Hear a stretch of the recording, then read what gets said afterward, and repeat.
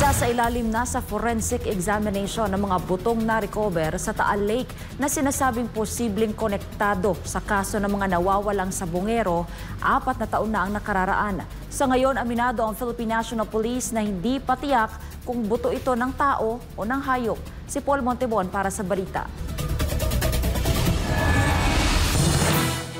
Sa panayam ng media sa Campo Crame, kinumpirma ng PNP na hindi pa nila maituturing na human remains ang mga butong na-recover kamakailan sa Taal Lake.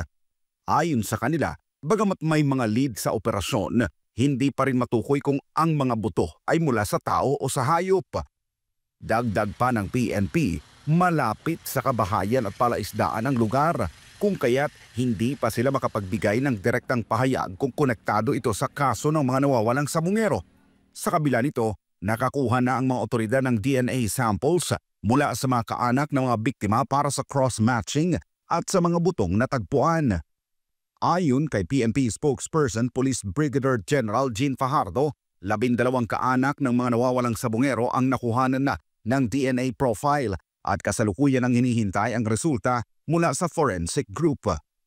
Habang patuloy ang investigasyon at pagsusuri, nanatili ang pag-asa ng mga kaanak ng mga nawawalang sabongero na mabibigyan ng linaw ang matagal ng kaso ng pagkawala at ng hustisya. Para sa Diyos at sa Pilipinas kumahal, nag-uulat Paul Montebon, SMNI News.